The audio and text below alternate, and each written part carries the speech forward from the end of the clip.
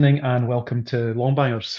My name is John, and in a bit of a twist, I'm hosting tonight because I couldn't see yesterday's game, and I thought it would be really amusing, if only for me, if I went on a self-imposed Likely Lad style media blackout.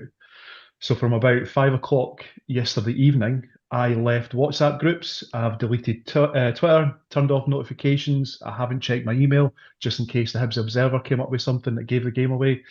And I've even denied myself a TikTok doom scroll while I was having a shite just in case a Hibs fan account popped up.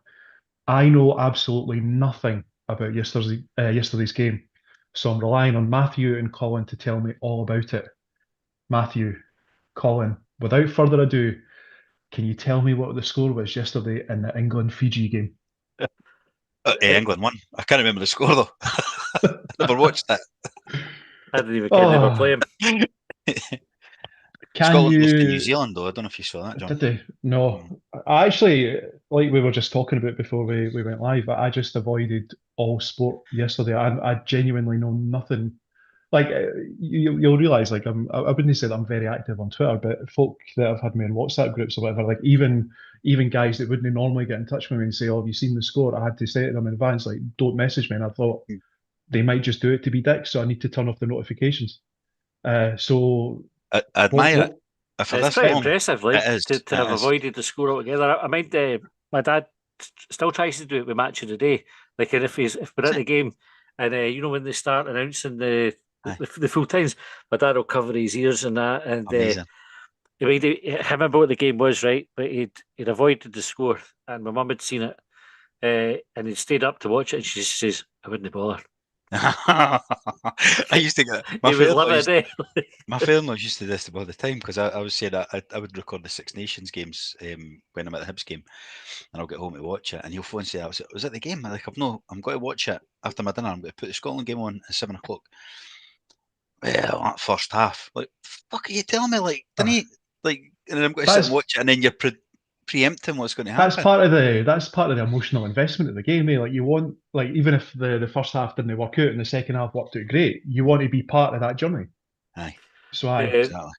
Chris on YouTube said, "Evening lads, I'm in the same boat as John. I know nothing of the game due to being at the Stadium of Light, so it's going to be an education for you and for Chris. I'll not go into the next couple of comments because we've got some giveaways on it, John. So some result for Sunderland, that. Aye. Oh fuck! What actually? Because I know they were playing Arsenal. 2-2. They got a last minute goal. I think.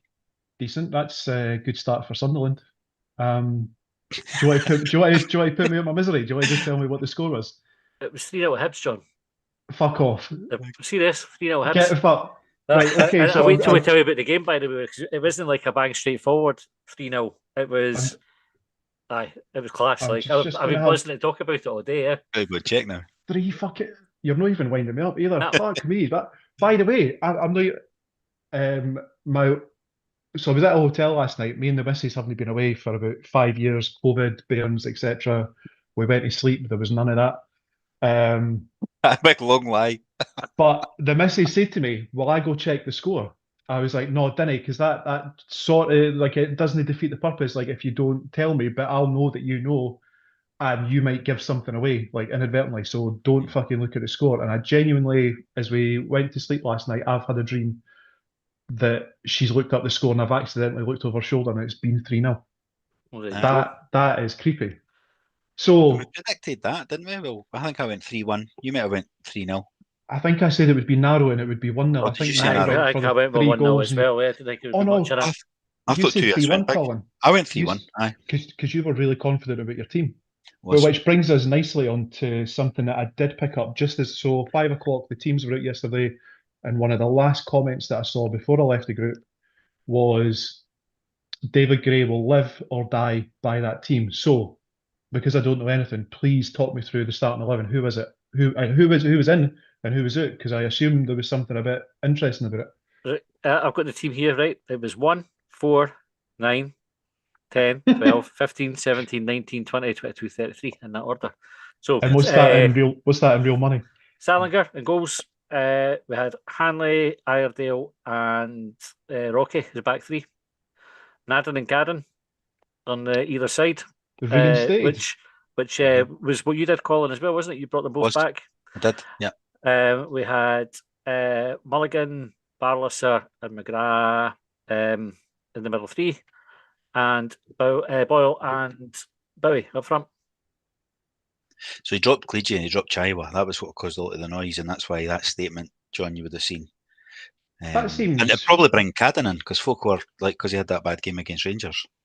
Or bad 20 minutes against Rangers. Yeah. Mm-hmm. So I expected then from that comment that there would have been wholesale changes. Like, I think similar to what we were talking about, where David Gray was just going to start dropping cunts, subbing cunts, doing whatever. How would you say that comment was maybe OTT? I think the reaction to the team in general was pretty poor. Like when it came out, most folk kind of, well, I say most folk, right? You see the one that get amplified. There was a lot of noise about it. A lot of folk unhappy that, particularly with Clegy and Chaiwa no featuring. Yeah, and it was Bowie and Boyle up front. Yeah. Okay, so talk me through the first half then. I see we've scored. Mulligan scored in the 24th minute, and Matty, you mentioned that it seems like there was a lot to talk about in the game. So talk me through your thoughts on the first half. Well, I thought we were decent in the first half, but we had I can't remember who had the chances. We had a couple of sort of half chances, and St Mirren scored. It was like a corner. I think wasn't it? The cross came in. Oh, was that corner? Free kicker. Ball came in. Guys headed free header at the front post, and again the reaction at that point is like, fuck's sake! Such a basic goal to give away, and then they go VAR check. And so this is where there's some controversy around it, John. You'll know any of this. The boy was ahead of the ball, so they had to do two lines, right? So two checks. They had to check whether he was ahead of the ball, and they had to check if he was ahead of Hanley, who was the last defender. So there was a bit of delay. Also, the way they communicated it to the referees, this is decision confirmed. So the referees are way to give the goal, because the linesman gave the goal, the referee's given the goal, and then they've gone factual overturn. So he's about to blow to give the goal, and then he's gone, fucking, that, done the signal, VAR sign, hand up, offside, goal disallowed. And it was offside. Like St Mirren were moaning about it after call, weren't they? Like Robinson saying they're complaining because they put two images out, but they had to do two checks. Like you can't, that incident couldn't have been done off of one check. You had to check Hanley and you had to check the ball. Was that like a sequential thing? So the first one, yes or no, determines the outcome of the second one. Is that what I'm understanding? So they put one image out. The one image was Hanley's boot, I think, as the last man, our last man, and that was the one they put out. And then at full time, they brought another image out, which is the one with the ball. So that's caused all conspiracy theory. Mikey Stewart sticking his arms about in the air, and that they were both, by the way, they were offside in both photos, right? Like so. They've tried to give the clearer image. It's a wee bit further out. It's a better sort of angle when the ball's getting played, all that. So everything, give us more information, give us better angles. They gave the better angles. And then the massive lack of trust creates all the noise, doesn't it? And then you've got folk like Mickey Stewart cheerleading for the anti-VAR lobby and that. So it's, they're offside, mate. Both photos are offside. Whether there was two or one, like they should have just left the one, eh? But they tried to give more information, and that's just created all sorts of panic and fucking daft. Robinson was fine about it. Like he sort of shook his head because the interviewer just went, they put two images out, which has probably made him go, fucked up. So he was onside in one and offside in the other. He's offside in both. He's offside in both. What time was that in the game? 5 minutes in. Before the 10-minute mark, maybe 7 minutes in, something like that. But it's an unusual one. Right? It's no often that they'd have to do the two checks against a player and the ball, but it was that tight. You can understand the linesman getting it wrong. Like he did get the wrong decision, and they needed to check both offsides, so they had to do two images, and they were both offside. It's similar to last week's one, Bowie's one. Although he was probably more offside than Bowie was, if that, like even with the still. Did you say that he was closer to the goal, or have I misunderstood what you were saying about that? Like, did you say something about like his head was ahead of the ball, or he was ahead of the player? It's because if the player's behind the ball, he can't be offside. Yeah. So they had to check where they had to line up the ball as well as the player, as well as the defender with the player. So that makes sense. Well, you know how normally they draw the line against the last defender. So they had to do that, and then they had to do it against the ball as well. hopefully my completely blank expression reflects the fact that I'm telling the truth. I've seen nothing, no screenshots, no replays, no nothing. So that was 7 minutes. 7 minutes into the game. Had Hibs, how would the game started up until that point, Colin? We were all right. Like it was a bit. Both teams were just sort of feeling their way into it. I thought we looked no bad, but after that, I thought we exerted ourselves in the game well. The goal comes. Their keeper passes it out. It's a bit of a heavy pass. I think he's aiming for. There's like the right back and then the right mid, and he's aiming for the right mid, but the right back takes the touch. It's a heavy touch, and McGrath is on it like rapid. He takes a great touch on it, cuts it back for Mulligan, who's just running in the box, and he just smashes it in. Great finish. And I don't think you've played the ball McGrath played after he won it like that. He was on it like in a flash, like Matthew says, but the ball he played is a good ball in between defenders as well. And Mulligan ran onto it and caught it sweet into the put in the corner. That sounds to me like a wee plus in the net McGrath score. Definitely is an A added on, definitely. So that was the first goal. That was Hibs' first goal then in the first half. Has there been anything else in the first half? Like, has there been any other incidents, any VAR interventions, any dodgy refereeing calls? Not in the first half, I think. We played some nice stuff though. We were playing some good football. Like we've been moaning ourselves about lumping it long or into the channels and that. It was much, much better. Barlaser had control of that midfield. Mulligan was excellent in there with him. The two of them dominated the game. 4 point. I thought McGrath played a bit deeper as well, which helped. I had like the three of them in the middle when we really sort of dominated the middle of the park, I thought. Yeah. So that makes me think then. The question I want to ask is, what's the difference? Like, what do you think the main driver in how we were playing was, and how the players were executing it based upon your description, Colin?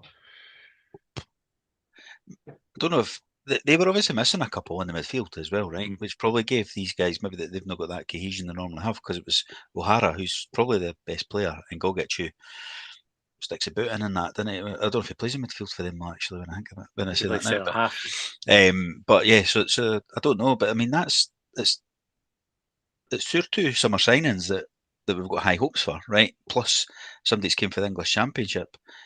They probably should be dominating games like that.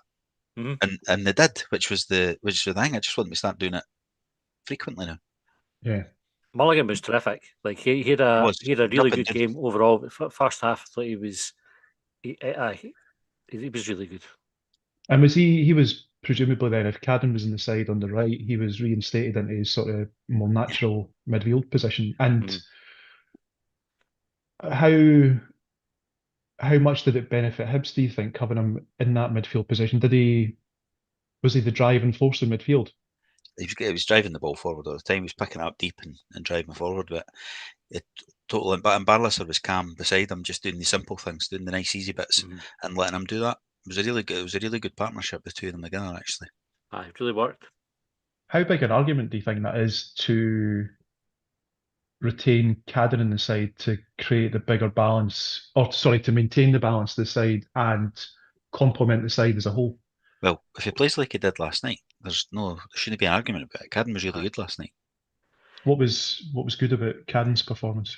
So we've not come to the second half yet. All right, okay. Is there more to come? He played like he had a point to prove. I thought, like I think he's obviously been stung by what happened in the Rangers game. So not just the fact that it was like a bit of a bad night for him, but the fact he got taken off early, the fact that he was out in the team in the next game.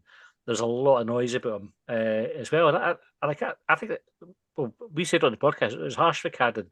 Like he had a bad game, and he's been like up and down with his form this season, but he's not a bad player, and he's definitely capable of performances like he showed last night. So I thought he played like he had a bit of a bee in his bonnet, like something to prove, and he certainly made his point.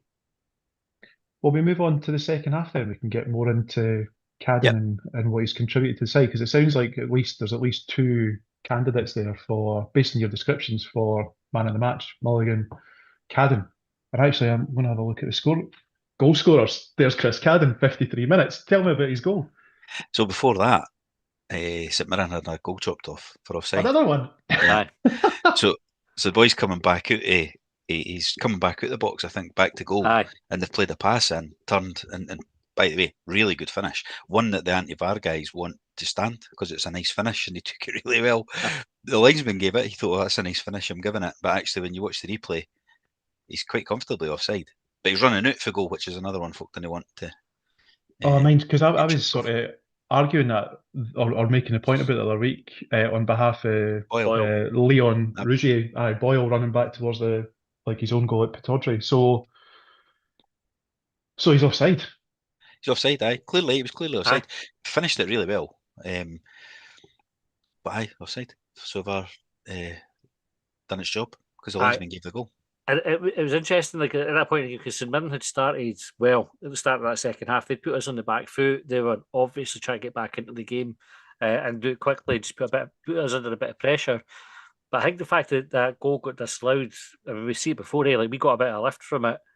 They were a wee bit deflated by it. I think like that, it's almost like, okay, what do we need to do here?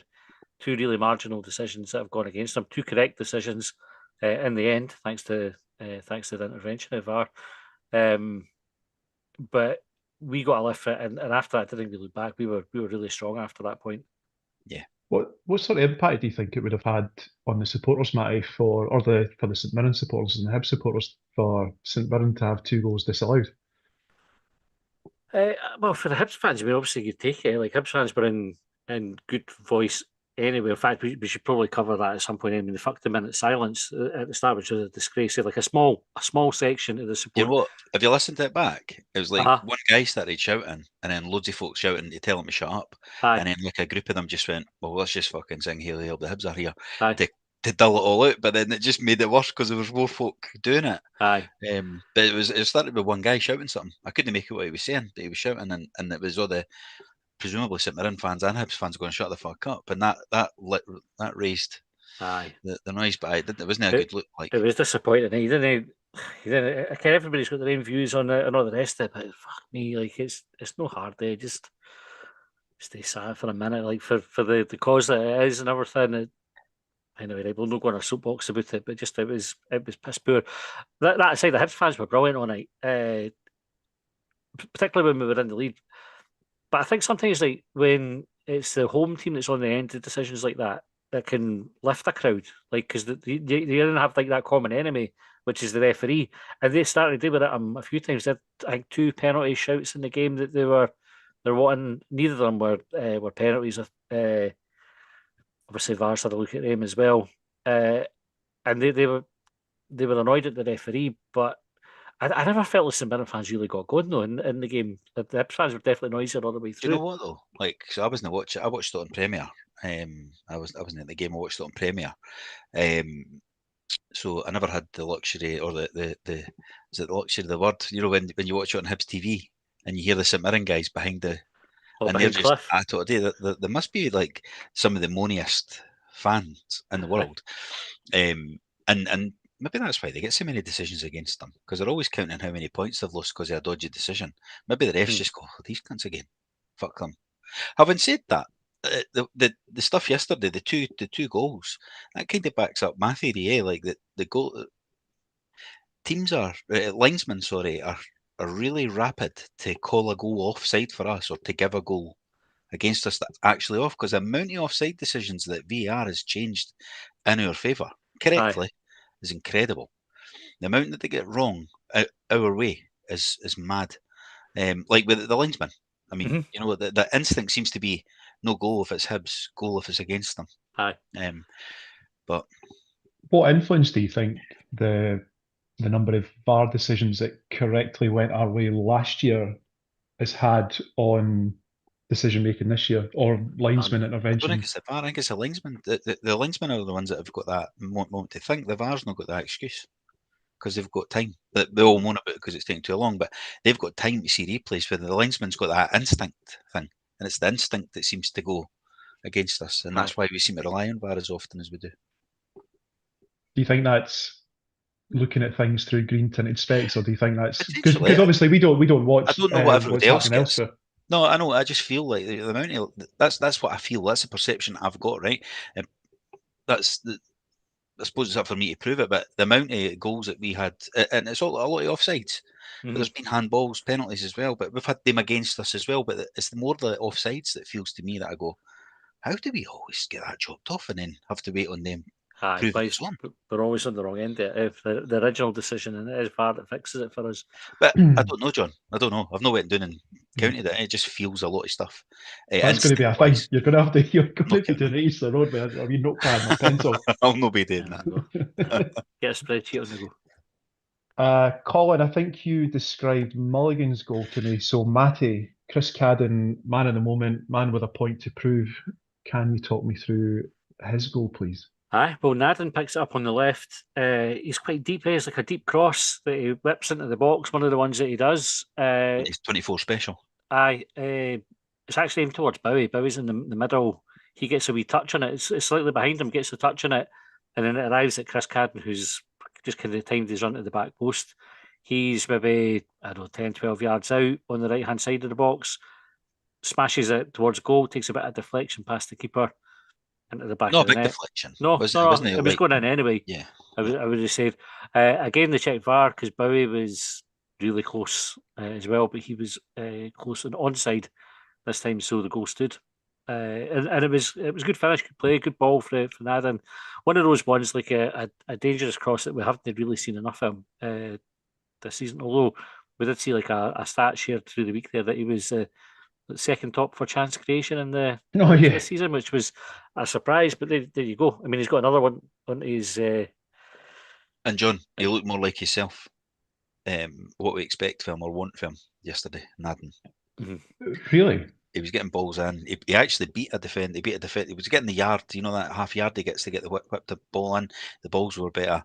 There was even one down the byline where he actually went past the defender and went, dribbled past him. So definitely. The two Cadd'S have had a rocket up their arse.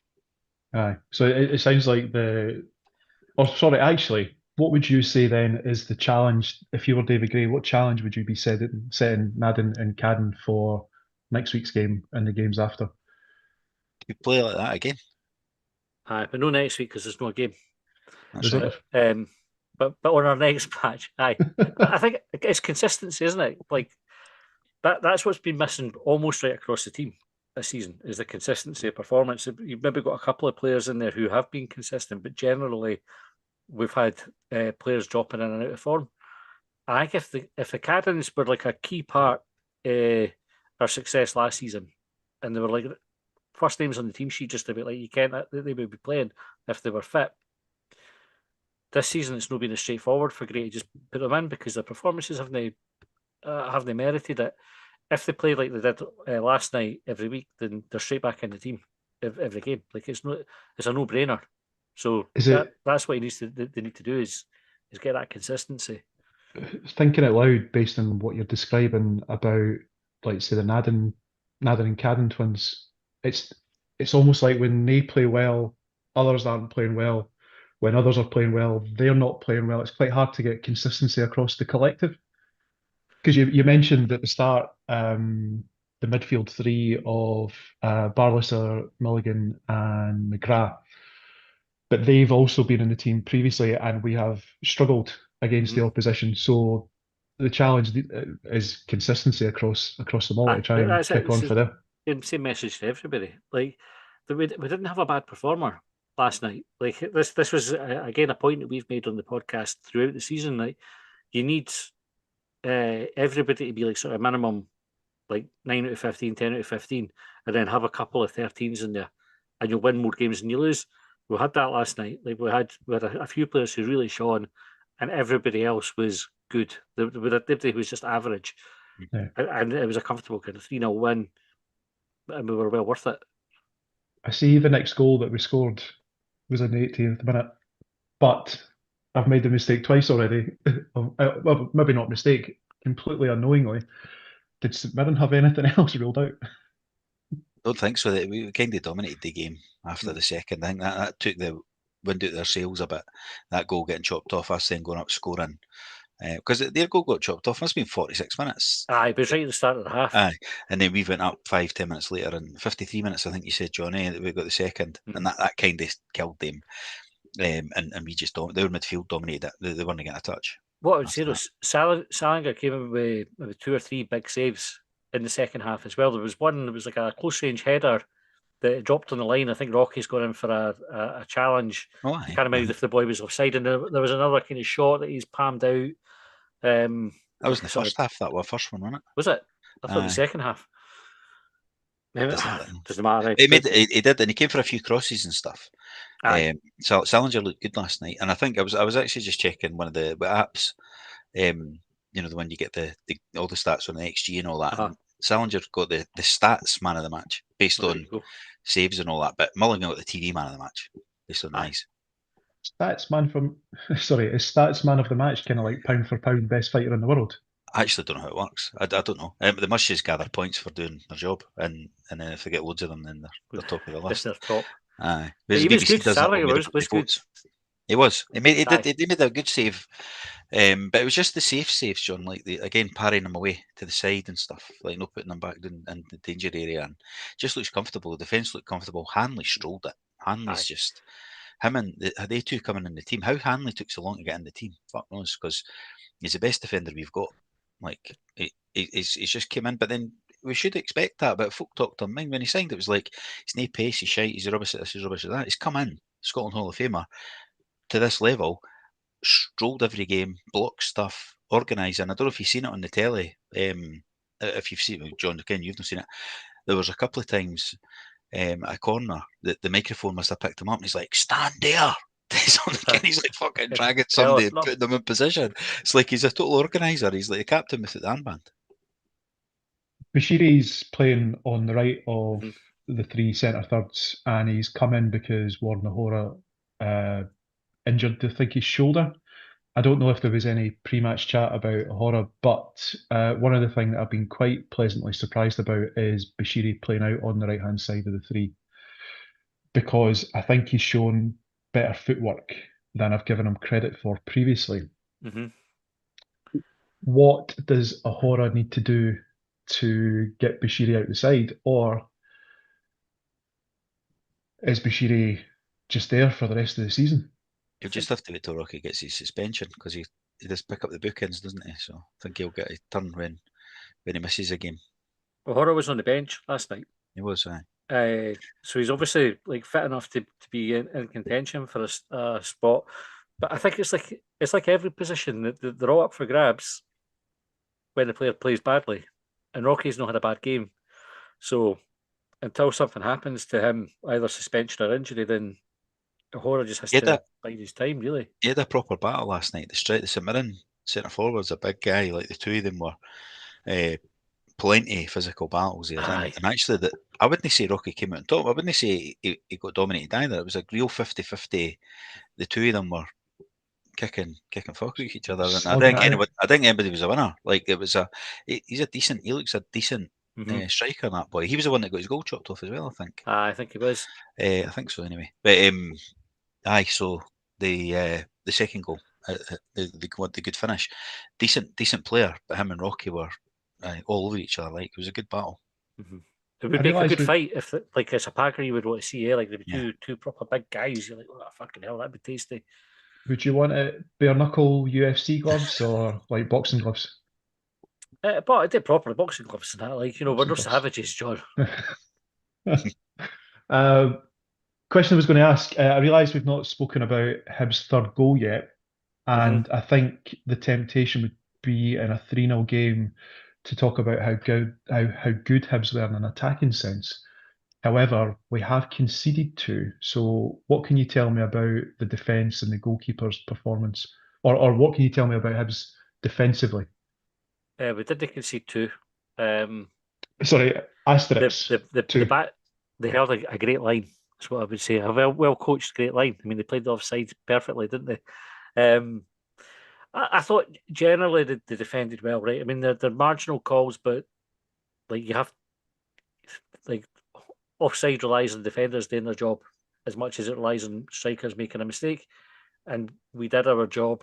I thought we worked well. It was like bodies on the line at times, but St Mirren put loads of bodies into the box, and actually we won loads of them. Like the 3 centre halves were pretty good. We didn't really Like in terms of like big chances, Colin, I don't know what the stats said for St Mirren. Like I don't think they would have had an especially high big chances number or XG number, whatever you wanted to.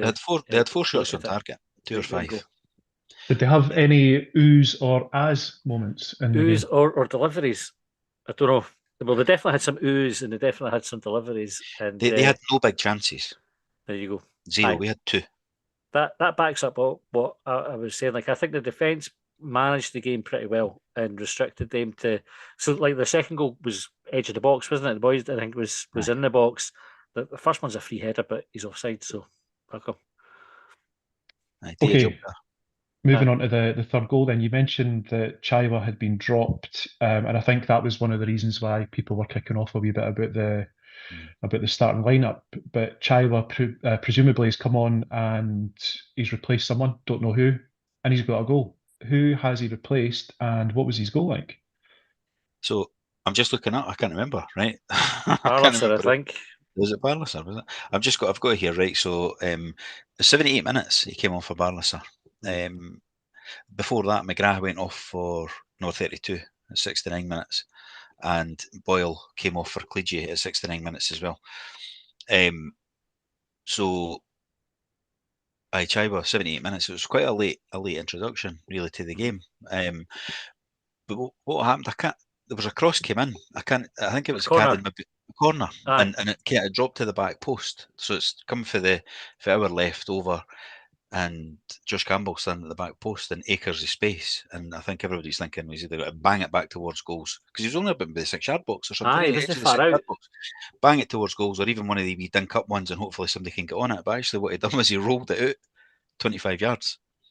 And picked Chaiwa out, who came running on it and smashed it for 25 yards, and it took a deflection off the defender and went in. But it was on target, which is why he's been credited with the goal. But it's a number 32 pick out. That's who I'm getting the credit to, and obviously a cracking strike for Chaiwa as well. But Campbell picked him out. Nobody was expecting that ball. That's how Chaiwa was totally unmarked on his own. Everybody thought he was going back towards goals, and he's seen him. I have to say, right, see when Campbell got the ball, I think he's fucking shoot, right? It's like one of these ones where he's in acres. You just seem about acres of space an exaggeration, but you're like, nobody went to him, and he's standing. He had like time to put his foot on the ball, have a look about. Again, he could have let us in the 6-yard, on the edge of the 6-yard box, John. And see when they turned around and they passed it back like 25 yards, I was like, oh, for fuck's. And the next thing, the ball's in the back of the net. I'm like, that's an assist. Fucking well done, Josh. Well, was there anything else that happened between Chaiwa scoring and the end of the game? Was there any other incidents that you want to talk about, that you want to bring up? In fact, there's more. There's one more that I can think of. I see Matthew's nodding as well. I'm thinking of the one where Campbell got played in and he skied it and he took a light out. And I broke a light in the stand. That's exactly what I was going to talk about. Was it? That was what they talked about. Something like I was wanting to score after all the number 32 chat the other day that I saw on Twitter, and I was glad he got the assist. But then I thought, oh, he's taking a light out. Fuck it, that'll do. It's one of the ones like the kitchen, one of the like your garage light ones, kind of one that take a click to go on, like fluorescent tube. Fluorescent tube. It's fucking dangling down. Amazing. It was like somebody trying to teabag you with a lightsaber. It is really, really refreshing to have a more upbeat conversation, which is obviously reflective of the Hibs win. Will we move to some YouTube comments and see what the listeners are thinking and feeling? I was hoping you were going to ask that, John. Just right, ignored them all since. So J Star said, delighted for the Cadd'S twins. Chris with his goal and Nicky looked back to his best in the second half. Ronnie said, hi bangers, great performance and result yesterday.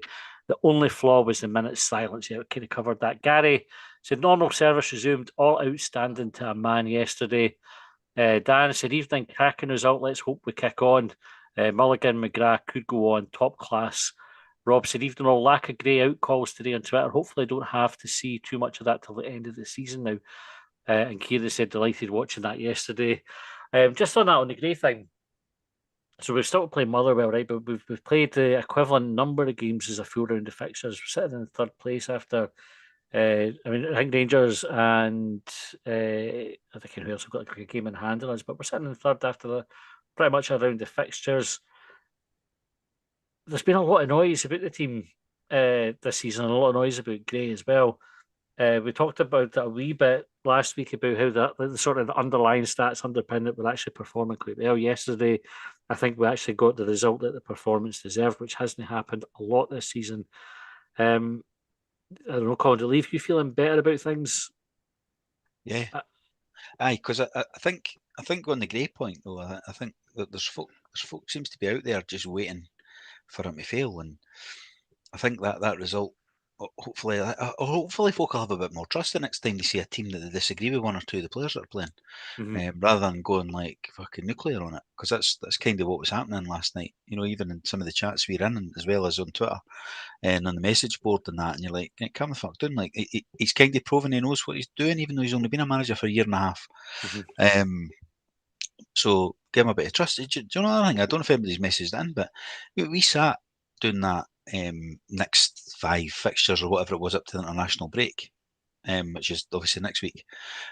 And Aberdeen away, Livingston away, St Mirren away. We got 7 out of 9 in the 3 fixtures, right? And I bet we only predicted 7 out of 9. We probably thought the draw would have come at Aberdeen or St Mirren. But we actually won the 2, and it was the Livingston one, obviously, where we dropped the points, which is why we're feeling worse about it, because we think Livingston are shite, and we're a bit snobby about it, aren't we? So I think 7 out of 9. I think we would have all taken 7 out of 9 out of that run, and obviously losing to Rangers wasn't a great one, but we beat Livingston in another one. So what's that? 7 out of 9, 10 out of 12, 10 out of 15.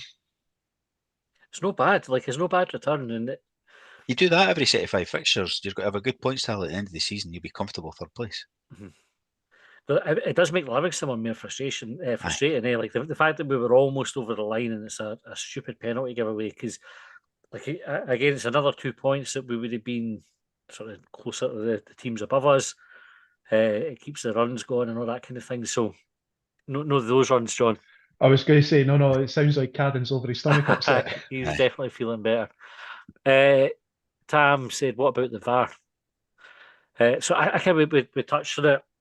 I've been arguing about VAR all fucking week and turned into a dickhead as well. Like fucking, when you're moaning about something or arguing with something that much and you get exasperated, you turn into a knob. Well, that was me this week. We should say, by the way, happy birthday. Yeah. Thank you very much. He doesn't look a day over, whatever age he is. He's ancient, I think, but I can't remember. Not as old as you think. He knows as old as I look, but thanks for the happy birthday. So you get the VAR, and well, we've talked about it. I didn't mind VAR. I think VAR can be improved. I think it's perfect. Jack does the vlogs. Again, another excellent vlog out this week on the back of the game. He mentioned me earlier on and asking about whether or not they should scrap VAR. And I went back to him and he says, actually, we had the last set of KMI results, but the one before that, there was 13 decisions that they covered in this in the review. Of those 13, there was over 50%, so 7 of them were wrong on the field, right? So the referees got it wrong. After VAR intervention, there was still 1 wrong, right? But that's 1 out of 13 instead of 7 out of 13. Surely that's better. Like you didn't scrap it because of that 1, which is what folk want to do. This, well, fucking they still got it wrong, bin the whole lot. But actually, you go, well, you've gone for like 50% wrong to well under 10%. So, like, it's an improvement. I think why you would want to get rid of it. The offsides last night were. Sorry, I'll just finish. The offsides last night, they confused Mikey Stewart because they had to make draw 2 lines on the first one, right? He starts on a negative. He wants it to be wrong. He wants it to, and there is a wee bit of sort of. My son made this point to me earlier on the day when I saw him that their job is to create a bit of controversy. They want clicks and all the rest of it, like in the TV studios. But sometimes it would be better if the pundits were more informed. Like, it didn't take a rocket scientist to work out what they needed to check in that instance, right? There's 2 potential offsides for that one player, the ball and the player. So you're going to have 2 stills. So rather than going, oh, they've made an arse and Mikey Stewart's talking about cover-ups and things like that, you go, just fucking apply a bit of logic to it. It's right. We would have been on the end of 2 game-changing decisions that were wrong last night. The linesman got both of the St Mirren's goals wrong. Both of them were awarded as goals on the pitch. We needed VAR to fix it. We won 3-0 because of what we did on the pitch, rather than dropping points because of official mistake. And for me, that's a better option every time. If we lose because we're not good enough, fine. I didn't want us losing because of referees, though. So what do you think the biggest resistance to the use of VAR is? Like, what do you think's the same like, broadly as England. speaking? Like, as what was it? You say England's got more cameras than us. Keep going at Poundland, VAR, all this stuff. It's like folk don't want it. They don't want it. They think it slows the game down. All that. I think the coverage is negative on it for start. And again, it goes back to I can't remember when we talked about it, but every goal gets checked, right? But the way the commentators present this is they go, "Oh, VAR are checking this," as if it's like, "Oh, fucking, they're looking for something to rule out," but they go, "Do they check every goal?" So you have like the wee things like this. They still make mistakes, which is other things. So folk want it to be perfect, and it's probably never going to be perfect as long as people are involved in it. And so it has that. When there's a mistake, like if you take the Old Firm game last week, where they were wanting the boy sent off, Trusty sent off for kicking the keeper, and they're like, "Well, how'd you get that wrong? You've got VAR," and you get a week. Them talking about that being wrong, rather than the 6 that they got right that they fixed the week before. There was nothing said about that at all. Nothing at all. So all you hear is the negative part of it. And if that's all you hear, then you get a negative perception. So when you have ones that you look at it and you go, the lines didn't look right, or this and that, and the next thing, I think it's natural that folk didn't trust it. But it is a trust thing. Aye. I don't think there'll be people you can't get to trust it. And that's why it's negative around it, I think. And it takes it's shite if you're in the stadium, if you're watching because you didn't care what's going on. Right? They need to improve that. Because that whole experience is just bollocks. You're sitting fucking going, I wonder what the hell's happening? Aye. Try to text somebody that's watching it on the telly and that. What's happening? So they need to fix that, and they need to reduce the number that they still get wrong after it. They need to find a better way of explaining how to calculate the offside lines as well, because that causes all sorts of confusion. Everyone now is just getting questioned, eh? So. Aye. So I feel like VAR, the way that it's used, the way that it's communicated, and the way that it's received by people is a metaphor for life and what people want to hear and what they didn't want to hear. It is. Look at Mickey Stewart's the world worst. I like Mickey as a pundit. Like, I know it goes against the grain mill to folk as well, but this stuff's mental. Like, I heard him on the radio 2 weeks ago, and he was like going mad. I think about Gogic getting sent off and getting a penalty away, and I thought that must be really contentious. And you go and see it; he just about took the boy's knee out. Mm-hmm. Like, oh yeah, I remember that actually. Of course, it's a red card and a penalty. What are you even arguing? It's because of VAR gave it and no the ref. That is basically it. But can we stop talking about that? Because honestly, like I imagine it's boring as fuck for everyone. It's boring for us as well. Right? Honestly, as much as we're going about it, right? It doesn't sound like it's boring for you, Matthew. No, it's exasperating for me. All the rules, right? I had to get fucking informed. Tim, you start doing an argument, like a debate, a discussion, and I always try to come from like an informed. Or if I didn't ken something, I'll say, "Didn't ken. Here's what I think."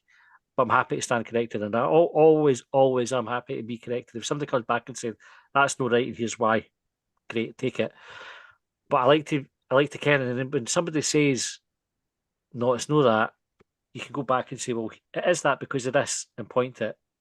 You went down a YouTube rabbit hole to find the smoking gun of VAR evidence. Fucking massive rabbit holes. I got called. Somebody said I was gaslighting, and actually.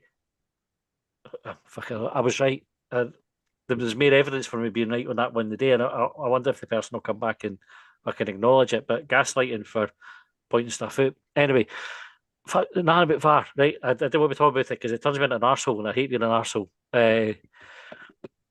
Contrary to popular belief. Kieran said a comfortable 3-0 win to that, John. Chris said this is pure dedication for John. Mr. Ab said, evening, guys. Finally a win in Paisley. Gray's first win over the Saints. Great performance all over the park. This was something I wanted to ask you about. So it's a year to the day today. We talked about it in the previous show that St Mirren beat us at Easter Road, that 2-1 game. It was Boyle that missed the penalty and no Nadan, by the way, as well. Thank you for everybody who got in touch to correct us on that. No loads. We've got a couple. Just said talking shite. Again, happy to be correct today if it's wrong. Never mind. Like, I'm no precious about it. I appreciate the correction. How far do you think we've come since that game? That would be my question to you. Right? So we were awful that day. We were then a 2-1 defeat. Nothing was going our way. Last night we went to St Mirren. We hadn't beaten them yet. 3-0 win. How far have we come since last year?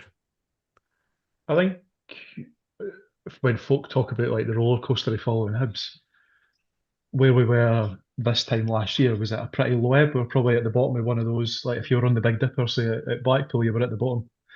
I'm not saying that we're on the riding the crest of a wave after a 17-game unbeaten run, but we're in a much better position. Like not just like a lot of the stuff, a lot of the conversation previously was about how good we were commercially, like how good we were off the pitch, and the challenge was about becoming better on the pitch. I think we are objectively better on the pitch, albeit we've still had a few challenges this season that could be improved upon. I think that's fair. Anything to add on that, call? No, but miles ahead of where we were a year ago. Okay, right.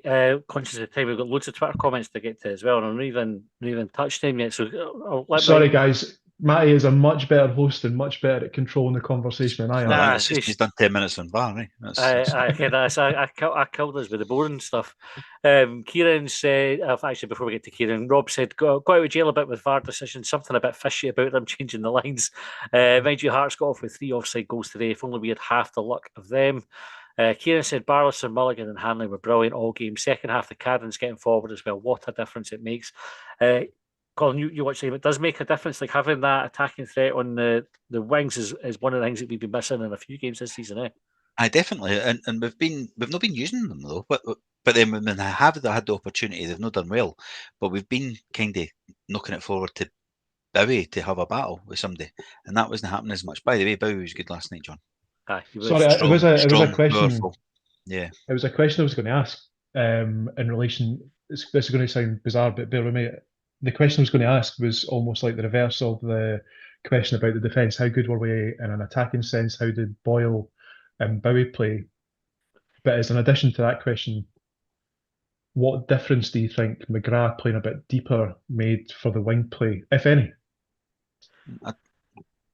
I thought I think all the forward players played their part, but we had midfielders getting forward. Like Mulligan's goal comes through McGrath pressing high, but then Mulligan having a desire to get into the box, and we didn't always see that. We didn't always have enough players in the box. I think loads of times we see a player getting the ball in a good position, you look up and you go, "Fucking empty for them hit in the box." Last night we had players with a bit of desire to get in the box. Even like Chris Cadden getting his goal, he's popped up at the back post, having made the run all the way down for the right wing back position to sort of get on the end of that cross. So I think we had, I don't know if it's Barlaser being Cam sitting a bit deeper, allowing others to do that, but when we needed to get players forward to support, we did it, and that's been missing again. And certainly missing against Livingston. We didn't have any of that against Livy. We were night and day for that performance. Right, J-Star said, I'm sure the St Mirren first disallowed goal was similar to Bowie offside last week. Same lines, slightly different lines, just the other way around. Oh no, they would have been the same lines because Bowie was offside as well. Scrap that, aye. You're spot on, J-Star. I know you don't want to talk about it anymore, but the SFA need to get you in to talk about VAR. Like, that is your sideline. You're going to ditch long buyers, leave it to me and Colin, and you'll be off talking about VAR. No, the SFA needs to talk about it. It's the fucking pundits. Like, that somebody needs to say, you can't work for us unless you can actually display an understanding. There's a video, right? So it's maybe like 7 years old or something, right? That I think it's FIFA that put it out about how the Hawkeye system works, right? The Hawkeye is what we use in Scotland for it. Watch the first 5 minutes of that, and your understanding of how to do the lines and everything will fucking change completely, and you'll question much less. Chris said the comments when the team is announced are always wild. Too many folk pish their frillies. UK plays, says Mulligan is just pure gravy. Needs to stay in the midfield. Only downside was the young uns singing during the silence. Kieran said get Barlaser signed up in January. Green Tea said thought despite Craig pushing Robinson to get angry about the VAR, but he kept saying Hibs were the better team. Robinson was pretty fair after the game as well. his comments. And I stayed tuned in because I thought there'd be fireworks because he's a moaning wee bastard, isn't he, normally? But no, he was fair. Is that a wee 5th of November one, Colin? Say pretend you meant it, Colin. Aye. Can I say the 5th of November? I know it was earlier in the week, but folk were still putting off fireworks like Friday, Saturday. So we're still getting them tonight here. Yeah. Mark said, definitely felt like a return to peak of last season with Cadden twins playing well and Iredale pushing further forward. Team selection, tactics and subs, all correct from Gray. Jay Star said, hopefully Gray keeps that team for next week. Dan said, where's your comment, Dan? There we go. Dan says, oh, happy birthday, Cunto. Greedy said, sorry, mate, happy birthday, thank you. Dan's the guy that phoned in Saturday Kitchen. Saturday Kitchen, I saw that on his Twitter. Every cunt's saying that one. Absolutely brilliant. Can I ask a quick question? Sorry, I'm really conscious of time, but we had a good team last season, and we finished pretty strongly. And we have made small tweaks. We brought in like additional players, and we've bolstered the squad. So I think we've suggested we've got quality all over the pitch. How big a challenge do you think it is individually for those players when you know that you're a good team and you know that you've got good players and you know that you've strengthened, but it isn't quite working the way that it should? I think it would be tough to deal with. I think especially because you'll probably see other teams like overperforming based to their performances, and that'll get frustrating. But I think the players will keep the faith. Like I think this is one of the things that Gray never lost the dressing room last season, and there's no chance that this season. I think they'll bring the team on the journey with them. He said after they thought they had like a bit more to come for the players as well, and I think the players will probably feel that as well. Yep. Right, Dan said, I generally think offside should be changed, like the idea of Wenger floated about daylight between players, none of the fractional pitch. The rule hasn't been changed, though, so shame. Kieran it's said, true, though. I mean, that's the thing, though. Just on that, I agree with that. Like to some, like because what VAR's done is bring in that element that it needs to be on or off, whereas what you used to have was the advantage to the attacker, and that would bring back we're not sure advantage to the goal scorer. Then, aye. See, when you talk about the cameras in England, Colin, am I right in saying that in England they can like zoom in and they can show you like the body part that's offside, or like the finger, the hand, the boot? Whereas what we have is the red and blue lines, and you can't see anything between them, and you've got perspectives and where pitches are and where various things are. Like they've got the AI one. Is that in the Champions League? It's semi-automated offsides they've got in England, so it is computerised. Kieran said the interviewer, which I'm sure is Stephen Craig again after the game, was trying to put words in Steve Robertson's mouth. Is embarrassing, trying to get a headline out of him. Rab said, agreed. Gray has been questioned over his team selection in sub, and on some occasions, rightly so. Saturday had everything spot on. Every man played their part to a T. Mulligan again showed why we need to keep him in the middle. He was outstanding. Tam asked, do you think Clegy or Chaiwa will want to move on in the next few windows? No. I think we'll have them for 2 seasons. Like I think 2 seasons would be reasonable to expect for a player. That's because they'll be here to make an impression to get a big move. So no. Chris said, I think Colin has a real point on this. I don't know what the point was, Colin, but well done. Thanks. Joe said, keep the faith with my message last week. Gavin Gray and our wonderful Hibees certainly proved me right. Gavin Gray. Just need Kieran to get a goal and then we'll be firing on all cylinders. Chris said, scrolling Twitter, it appears Hanley was excellent. He was. Dan said, thing that is decent is we're third, and if you look at a few of the draws, etc., most folk feel like we should have more points and be higher. Could be worse. Right, I think we're generally sort of covering similar ground as we go down these, so I'm going to go to Twitter and get some comments on that because we had loads of Twitter comments in. Are you all right for another 5 minutes? Absolutely. Aye. John, you need to go and watch the highlights. If you need to watch Sports Scene later. Be interesting to see what they're saying about all the made up controversy. As soon as we're finished, I'm away to download Twitter again and go watch the goals somewhere. Right. See, right. First, this is for Other John. Right, Other John says, can you dig out a Dr. Laws of the game and explain the first VAR decision? Second is clear, but the first is so tight and a second batch of lines were issued at full time. After that, keeper, defence, midfield and forwards all played well and contributed to the win. Yep, 2 checks, John, 2 checks. in that first instance. That's all. No going back over it. Lisa said, so David Gray being vindicated in his team selection. Fantastic win at a notoriously difficult ground for us. Mulligan showing how much potential he has. Unfortunately, the result will be overshadowed by other events from tonight. Tom Wallace said, no player was on an off day for Hibs, but Mulligan was outstanding. St Mirren's king, lucky to stay on the pitch. Best display this season in the league so far. Colin, check out, was her best performance so far? Probably. I'm trying to think of any other that rival it, because that in Aberdeen, I think, yeah. Aye, but I think they played a lot of nice stuff. Like because a lot of folk getting on the board in football, kicking it long. And we've mentioned it, but people are saying that's what we are. We sit off teams all the time. But we never done any of that last night. Aye, right. Before I get to the next one, it's Sunday night. It's about this time of night that I like to hear from the champion of the underdog.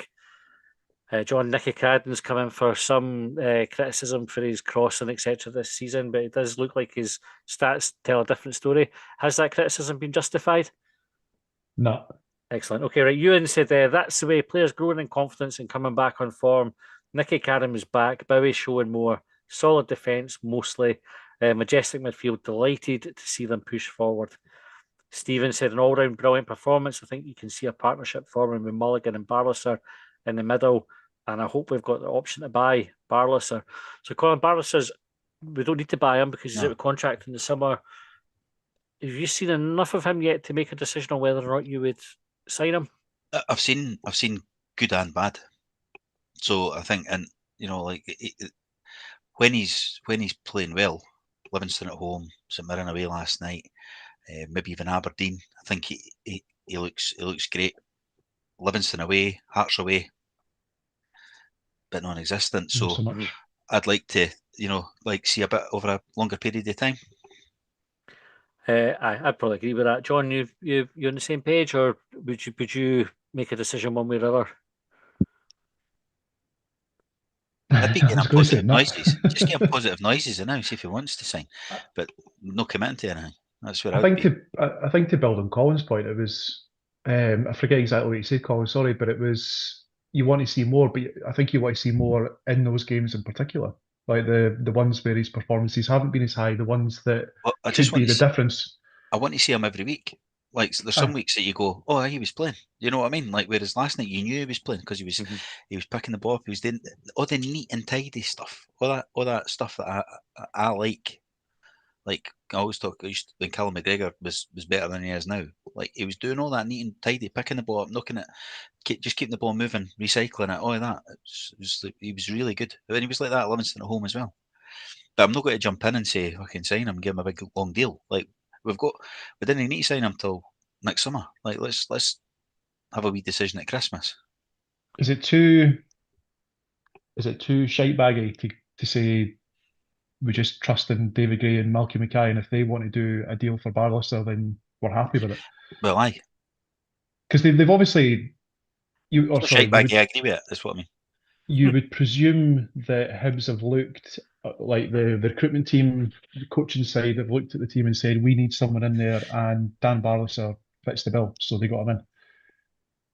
Like that seemed to be, in some instances, like some of the games that we talked about, it's been a good decision. There are other games where we would like to continue to see that performance.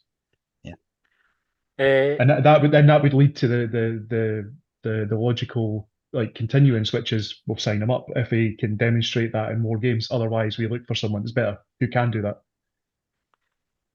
Loads of folk watching now, by the way. So if you didn't mind hitting the like button, Sligo Boy said hit the like button and hurt my tongue. Brilliant. There is also a thing on YouTube as well. If you swipe where the comments are, you can hype the video. What's that? Who's got the volume on? Is that you, John? That's John. Yeah, sorry, it just popped on. My bad. Oh, dear me. I was like, I can hear that. Amateurish. You can hype the video as well, which apparently helps things. So hit like. That would help us out. Neil Waters said 90-minute performance, quick passing and movement, great, and created loads of chances. Work rate was top class by everyone tonight. Mulligan stand out in a team full of top performers, including the subs. I had a happy 60th birthday in there as well for somebody as well. It's not quite 60, not quite there yet. But I appreciate the sentiment. I felt this is nearly old enough for my hair. That's how I was describing it earlier on. Can I ask a question that's completely unrelated to the podcast? When I was in the lift at the hotel yesterday, like I had a look at myself and I went, "Fuck me, like you look old." When did you ever have a moment like when you looked at yourself and you went, like I'm starting to show my age a bit? Every morning, aye. No, there yet. No, there yet. You're not there yet. Nah. Well, you need new glasses. Good genes. I didn't look at the mirror. That sounds like it ruined it. New glasses. I did feel it. I was on the exercise bike earlier, and I felt it when I got off it. Kendall said a new long-term deal for Mulligan, please. Kieran said Hanley and Mulligan were top class tonight. Barlaser as well bemuses me. People would rather not play him because he's on loan. He absolutely strolled the game. 3 of the last 5 games he could have been man of the match. Great result, much needed confidence booster. Before we go to the next one, Sunday night, about this time, I'd like to hear from Professor Fitball. Professor Fitball, what have you got for us tonight? So, delighted we got the third goal last night because I think we all know that 2-0 is a dangerous lead. Okay, right. Stuart said Barlaser was very good again tonight. We've got a decent midfield now. Chris said was a bit concerned at half-time. Felt we were standing off them too much. You can't criticise the team for anything. Rocky and Ardell got quiet a couple of times. Thought Barlaser was class. We need to get him on a 3-year contract in January. The green jersey said ball retention, passing, pressing, taking chances, intensity in and out of possession. Big improvement. Well, we'll do one more. Just chucking contracts about it. 3 years, give 4 years, 10 grand a week. Can I ask one question? It was one of the previous comments that you read out. Is there such a thing as a complete performance from every single player in a game of football? So I think the two comments there were about. One of the comments was about the two players, Bashiri and Ardell getting caught out. But you would assume that in a game that there's going to be times that when you're competing against someone, they are going to get the better of you. To Colin's point, like the big centre forward that plays for St Mirren, he did on occasion get the better of Rocky. Like, is it possible that everyone is just 10 out of 10, never misplaces a pass, all their shots go on target, all their passes find their teammates? Nah, it feels like that when you win, though. Like when you have a 3-0 win, you forget all the stuff that nearly cost you. Do you know? Like, by the way, Cadd'S got back and blocked one early doors. That probably gave him a wee confidence boost, John, when he started. They had a cross in or something and he was sliding in and clearing it. I was pleased for him because he got absolutely hammered for getting booked early against Rangers. Sligo boy said they all look older than dead horses. Harsh. Probably fair, but right. Well, we'll do one more and then we'll wrap up because we're already over time here and within the overtime rates for any of us. Payne 1875 said Gray stood out. That lineup had me very concerned, but Gray proved spot on. Most wouldn't have started either Cadd'S, me included, combined for the second goal, or Bowie assisted the first. Chaiwa should have started, but came on and scored, which could be taken either way. 10 out of 10. We'll upgrade that to 15 out of 15 for it. Right, we'll be back tomorrow night with extra time for subscribers. If you don't already subscribe, click the wee join button on YouTube or go to Patreon and you can sign up there. So Monday will be extra time. Wednesday we'll be back with a phone in as well. So if you want to talk about it, somebody mentioned in one of the group chats that we're in the other day that we didn't have often have female representation on the phone in. So if you're female and you want to have your voice heard, you're more than welcome. We post up the Zoom details on Patreon and on YouTube ahead of the call. You don't need to ask to come on or anything like that. You just dial in. We never know with the phone in who's going to turn up and who's. There's a Hibs.net celebrity says he's coming on. Aye, that's it. We've got some, and if you're not sure about it, get in touch and we can talk you through it. But more voices are always welcome. We've got a great crowd that turn up regularly on it, and I'm delighted to have them. But we're always looking to add to the roster. So don't be shy. You can get involved, and particularly after a good win, it's nice to come on and say nice things about Hibernian Football Club. Yeah. And we've got a guest next week as well. We have. And you're not here, so it'll be a good one. Just me and John next week. That's right. I'll be on my way back from Bologna next week. With a special Hibs supporting guest. Aye. Okay, right. We'll wrap up there. Thanks for tuning in, everybody, and we'll see you all.